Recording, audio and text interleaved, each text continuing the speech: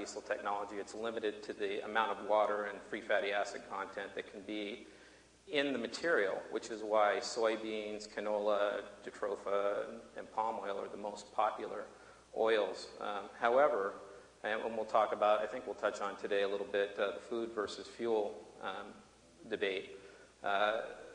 Even if you used every soybean in the U.S. to produce biodiesel, you'd only produce about just over 3 billion gallons, which is just a drop in the bucket for our biodiesel needs. So you have to think of alternatives, and the gentlemen on the panel with me today are doing absolutely the right thing by looking at next-generation feedstocks and next-generation fuel technologies. But at Biofuel Box, we see a need for an immediate impact as well outside of the traditional feedstock arena. So what we focused on is developing a proprietary technology that allows us to develop or produce biodiesel from alternative types of feedstocks that have high water content, high contaminants, very high free fatty acid levels. If you read in the press about some folks that are doing pre-processing of free fatty acid material, they typically talk about achieving up to 20% free fatty acid content in the lab. We've demonstrated in with our equipment up to 98% free fatty acid level materials. So it's quite exciting, and what that allowed us to do was focus on waste to fuel. We heard last night during one of the keynotes that waste to food is of critical importance to the world, and in our case, we focus on waste to fuel. So it's waste reduction and fuel production. And when we took a look at the type of feedstocks that we can produce, it became obvious that those feedstocks are highly distributed in nature. So what we've done, as opposed to build giant centralized plants and have to ship everything to a central site, we're teaming with local communities and with large corporations that have these waste materials distributed throughout the country to deliver a highly what's containerized system that's highly distributed. So 1 million gallons per year per box, per biofuel box. And those are scalable in terms of volumes on site. But it allows us to go out and really deliver a solution to those that need it most and eliminate waste at the same time. All right, thank you. Well, let's get right into that food versus fuel issue. Is some people claim that it's important to establish corn ethanol as a first-generation technology to kind of launch the trajectory of the biofuels industry. But there's criticisms that, there's a food versus fuel price to pay here, that the increased production of corn has led to higher food prices, can have some devastating effects on third world countries.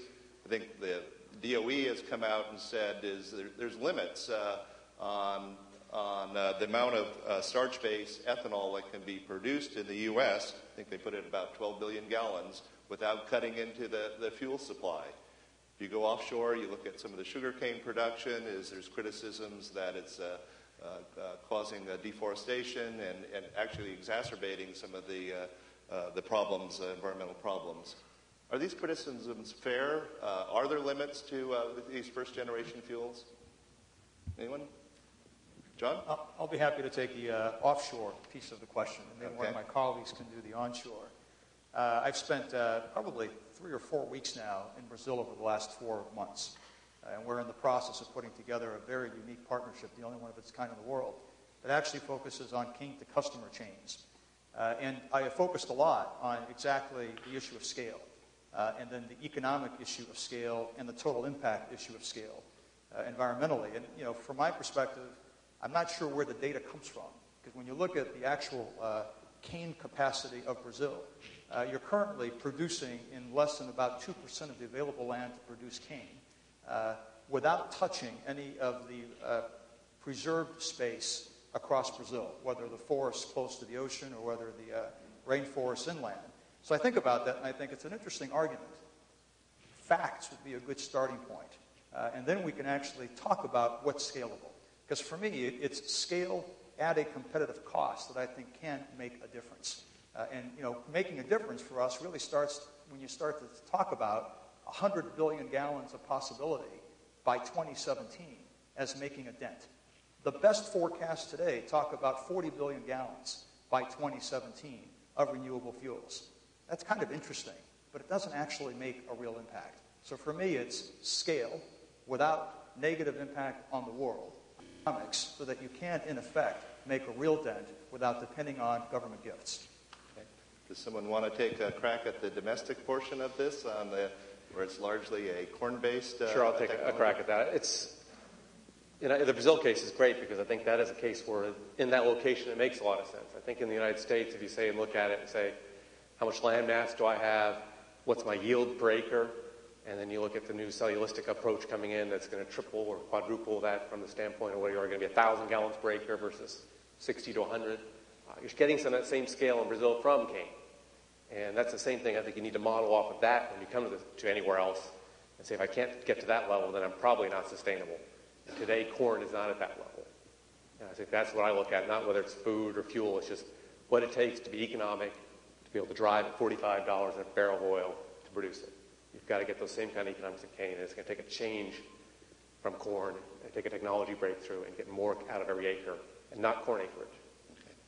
I'm not going to address it head on, but I will make an observation about biofuel in general, which is that biofuel is, in essence, converting the sun's energy into something that you can drive today as opposed to something that was done millions of years ago.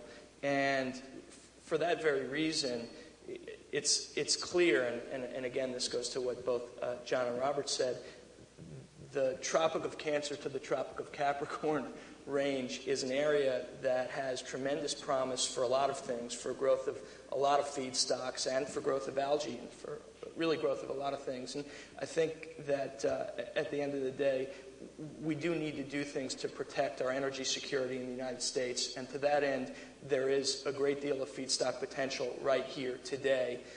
Whether or not corn is the best long-term solution, I think that there are a lot of competing needs for corn, and I think that there are other applications in the U.S., and there's plenty of additional cropland that can be put into use.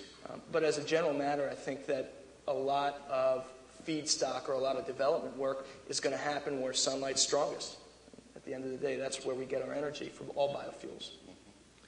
Well, let's look a little bit further out then, and assuming that there's our limits on a starch-based biofuels industry, ethanol industry, what do we see on the horizon over the short term, the next 1 to 3 years?